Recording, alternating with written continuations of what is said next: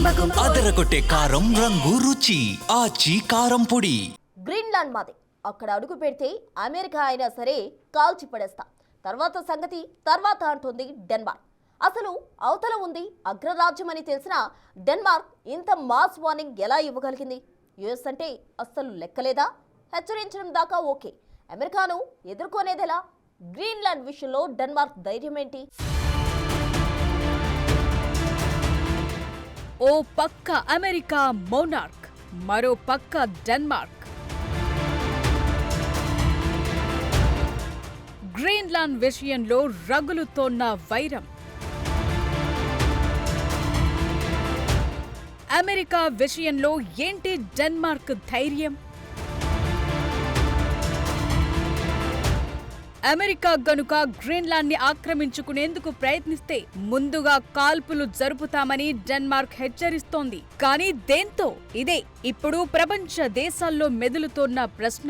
1950ల తరువాత తొలిసారిగా గ్రీన్లాండ్ పై అమెరికా దాడి చేస్తే ముందుగా కాల్చి ఆ తరువాత ప్రశ్నలు అడగాలనే స్టాండింగ్ ఆర్డర్స్ డెన్మార్క్ దళాలకున్నాయి. అయితే నిజంగా సైనిక దండయాత్ర గాని, వెనజుయేలా లాంటి మిలిటరీ ఆపరేషన్ గాని జరిగినప్పుడు డానిష్ ఆర్మీ అమెరికా శక్తిని ఎదుర్కోగలదా అనే వాదన కూడా ఇప్పుడు గట్టిగా వినిపిస్తోంది. ప్రెసిడెంట్ ట్రంప్ గ్రీన్లాండ్ ని ఏదో రకంగా తమ సొంతం చేసుకోవాలనే పట్టుదలతో ఉన్నారు. మంత్రమో తంత్రమో కుతంత్రమో ఏదో రకంగా గ్రీన్లాండ్ పై అమెరికా జెండా ఎగురవేయాలనే ఆలోచనతో ఉన్నారు. మరోవైపు అమెరికా పరిమాణంలో 1% కంటే తక్కువే ఉన్న గ్రీన్లాండ్ ని నియంత్రించే డెన్మార్క్ ఇటువైపు కన్నేస్తే యుద్ధం తప్పదని హెచ్చరిస్తోంది. ఇప్పటికే 1952 కోల్డ్ వార్ యుగంలో తన దళాలకు జారీ చేసిన ఆదేశాలను కూడా వెనక్కు తీసుకుంది. ముందు కాల్చండి, తరువాత ప్రశ్నలు అడగండి అని క్లియర్ డైరెక్షన్ ఇచ్చేసింది. దాంతో ట్రంప్ కూడా శరవేగంగా పావులు కదుపుతున్నారు. ట్రంప్ దూకుడు యూరప్, నాటో కూటమి దేశాల్లో ఉద్రిక్తతలను పెంచింది. అయితే అమెరికా గనుక సీరియస్ గా మిలిటరీ ఆపరేషన్ చేపడితే డానిష్ సైన్యం యుఎస్ వార్ పవర్ ని తట్టుకోగలదా అనే ప్రశ్నకు ఆన్సర్ వెరీ సింపుల్. అమెరికాను ఎదుర్కోవటం డెన్మార్క్ వల్ల కానే కాదు. నిజానికి గ్రీన్లాండ్ ని సైనిక పరంగా స్వాధీనం చేసుకోకుండా అమెరికాను నిరోధించేది ఏదీ లేదు. 1951 కోల్డ్ వార్ అగ్రిమెంట్ ప్రకారం గ్రీన్లాండ్ లో ఇప్పటికే అమెరికాకు విస్తృతమైన మిలిటరీ యాక్సెస్ ఉంది. డెన్మార్క్ గ్రీన్లాండ్ అంగీకారంతోనే అక్కడ సైనిక స్థావరాలు ఏర్పాటు చేయటానికి అమెరికాకు హక్కులున్నాయి. ఆర్కిటిక్ ద్వీపంలోని పిటుఫిక్ స్థావరంలో ఇప్పటికే 100 మందికి పైగా సైనిక సిబ్బందిని అమెరికా మోహరించింది. అందువల్ల డెన్మార్క్ తో ఒప్పందం ప్రకారం ద్వీపంలోని సిబ్బంది సంఖ్యను పెంచి క్రమంగా ఆ భూభాగాన్ని స్వాధీనం చేసుకోవచ్చు. అయితే డెన్మార్క్ గ్రీన్లాండ్ ను రక్షించగలదా అనేదే బిగ్ డౌట్. అయితే ట్రంప్ సైనిక చర్య బెదిరింపును డెన్మార్క్ తీవ్రంగా పరిగణిస్తోంది. గ్రీన్లాండ్ పై అమెరికా దాడి చేస్తే ముందుగా కాల్పులు జరిపి ఆ తరువాత ప్రశ్నించండి అనే స్టాండింగ్ ఆర్డర్స్ కింద తమ ఆర్మీ ఉందని డానిష్ ప్రభుత్వం హెచ్చరించింది. ఇది 1952 సైనిక ఆదేశంలో భాగం.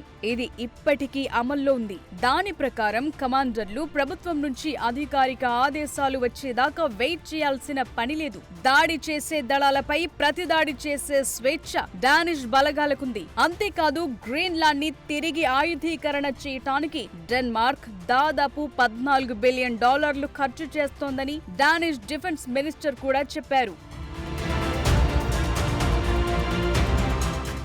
డెన్మార్క్ ఎంత ధైర్యంగా కనిపిస్తున్నా ఆ దేశం దగ్గరున్న పరిమితమైన సైనిక బలం వాస్తవాలను కాదనలేవు. అమెరికా మిలిటరీ మ్యాన్ పవర్ ఇతర నాటో సభ్య దేశాల కంటే చాలా ఎక్కువగా ఉంది. గ్లోబల్ ఫైర్ పవర్ ర్యాంకింగ్ ప్రకారం సైనిక బలం పరంగా అమెరికా అగ్రస్థానంలో ఉంది. డెన్మార్క్ 45వ స్థానంలో ఉంది. నాటో కూటమిలోని మిగిలిన 21 లక్షల మంది సిబ్బందితో పోలిస్తే ఒక్క అమెరికా దగ్గరే 13 లక్షల మంది సైనిక సిబ్బంది ఉన్నారు. వాస్తవానికి నాటోలో డెన్మార్క్ అత్యల్ప సంఖ్యలో 20,000 మంది సాయుధ దళాలను కలిగి ఉంది. ఇది India coast guard man power కంటే తక్కువ. రాయల్ డానిష్ నేవీలో 3,500 మంది సిబ్బంది ఉన్నారు. ఇది India aircraft carriers INS Vikrant, INS విక్రమాదిత్యలో మోహరించిన మొత్తం సిబ్బందికి సమానం. డెన్మార్క్ దాదాపు 9 యుద్ధ నౌకలను నిర్వహిస్తోంది. ఒక్క సబ్మెరైన్ కూడా లేదు. డానిష్ ఎయిర్ ఫోర్స్ కూడా చాలా తక్కువ. ఇది అమెరికా బలానికి సరిపోలటం లేదు. డానిష్ వాయుసేనలో 3000 మంది సిబ్బంది ఉన్నారు. కేవలం 118 యుద్ధ విమానాలు మాత్రమే ఆపరేషనల్ గా ఉన్నాయి. అయితే వెనెజుయేలా ఆపరేషన్లో అమెరికా పెద్ద సంఖ్యలో 150 వరకు యుద్ధ విమానాలను మోహరించింది. ఆ దేశ ప్రెసిడెంట్ నికోలస్ మదురోని అదుపులోకి తీసుకుంది. డెన్మార్క్ దగ్గరున్న యుద్ధ విమానాల్లో 26 పాతబడిన F-16A యుద్ధ విమానాలు, 21 F-35 లైట్నింగ్ 2 విమానాలున్నాయి. హాస్యాస్పదంగా మరిన్ని F-35 ఫైటర్ జెట్స్ ని డెన్మార్క్ అమెరికా నుంచే కొనుగోలు చేస్తోంది.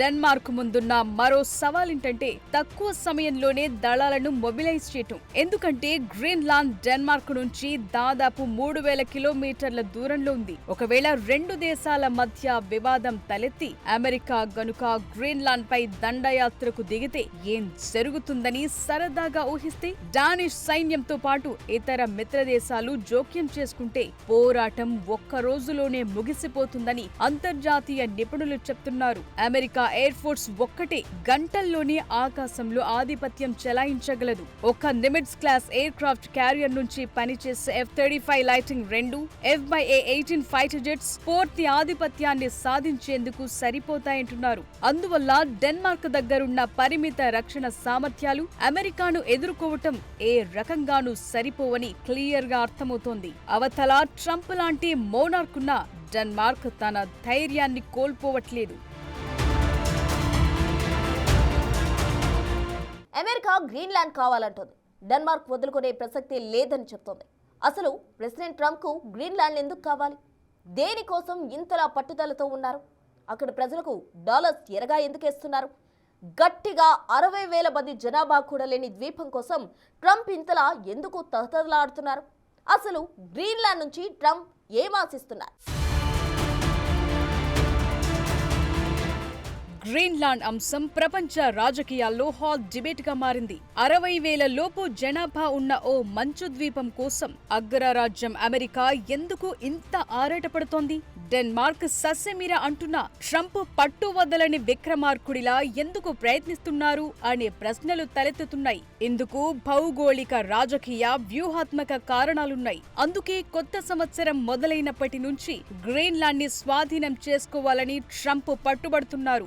ఆ ద్వీపం అమెరికా జాతీయ భద్రతకు చాలా ముఖ్యమైందంటున్నారు. అంతేకాదు, ఎలాగైనా సరే గ్రీన్లాండ్ అమెరికా ఆధీనంలోకి రావాలని కోరుకుంటున్నారు. అందుకోసమే ఆ ద్వీపాన్ని డెన్మార్క్ నుంచి కొనుగోలు చేయాలనే ఆలోచనను అమెరికా ముందుకు తీసుకొచ్చింది. ఇది వర్కౌట్ కాకపోతే బలవంతంగా స్వాధీనం చేసుకునే అవకాశాలు కూడా ఉన్నాయనే వాదనలున్నాయి. ట్రంప్ తన గ్రీన్లాండ్ కుట్రని సమర్థించుకోవటానికి కొన్ని రోజులుగా ఆర్కిటిక్ ప్రాంతం రష్యా, చైనా నౌకలతో నిండి ఉందని ఖచ్చితమైన ఆధారాలేవీ లేకుండానే చెప్తున్నారు. అయితే ట్రంప్ మాటల వెనుక ఓ స్పష్టమైన వాస్తవం దాగుంది. ఇది గ్రీన్లాండ్ వ్యూహాత్మక స్థానం. యూరప్, ఉత్తర అమెరికా మధ్య ఉన్న Greenland America ballistic missile defence system కి, ఈ ప్రాంతంలోని నౌకల పర్యవేక్షణకు కీలకమైన ప్రదేశం. అయితే ఇదొక్కటే ట్రంప్ ని ఆకర్షించలేదు. చైనా ఎగుమతులపై ఆధారపడటాన్ని తగ్గించే ప్రయత్నాల్లో భాగంగా గ్రీన్లాండ్ లోని విస్తారమైన కీలక ఖనిజ నిక్షేపాలపై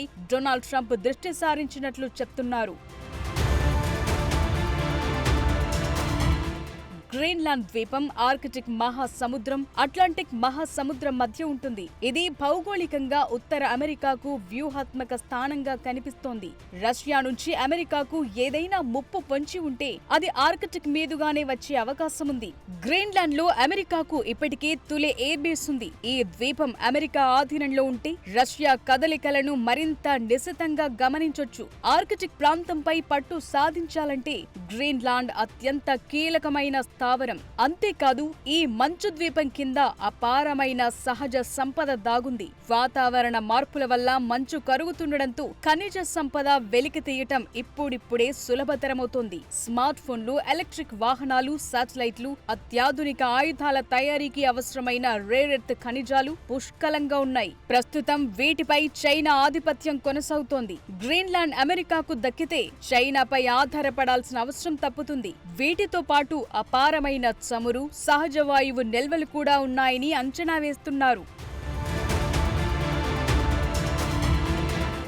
గ్రీన్లాండ్ పై తన ప్రభావాన్ని పెంచుకోవటానికి చైనా ప్రయత్నిస్తోంది. అక్కడ ఎయిర్పోర్టులు నిర్మించడం, మైనింగ్ ప్రాజెక్టుల్లో పెట్టుబడులు పెట్టడం ద్వారా ఆర్కిటిక్ రీజియన్ లోకి ప్రవేశించాలని డ్రాగన్ చూస్తోంది. గ్రీన్లాండ్ డెన్మార్క్ నుంచి విడిపోయి స్వతంత్ర దేశంగా మారితే దాన్ని తమ వైపు తిప్పుకోవాలనేది చైనా ప్లాన్. దీన్ని అడ్డుకోవాలంటే గ్రీన్లాండ్ ను తామే దక్కించుకోవాలని అమెరికా భావిస్తోంది. మరోవైపు గ్లోబల్ వార్మింగ్ కారణంగా ఆర్కిటిక్ మంచు వేగంగా కరుగుతోంది. దీనివల్ల ఆసియా, యూరప్ మధ్య ప్రయాణ దూరాన్ని తగ్గించే కొత్త సముద్ర మార్గాలు ఏర్పడుతున్నాయి. ఈ మార్గాలపై గ్రీన్లాండ్ పట్టు సాధిస్తే భవిష్యత్తులో ప్రపంచ వాణిజ్యం అమెరికా నియంత్రణలోకి వెళుతుంది. ఇదిలా ఉంటే గ్రీన్లాండ్ ప్రస్తుతం డెన్మార్క్ ఇచ్చే వార్షిక రాయితీ మీద ఆధారపడి నడుస్తోంది.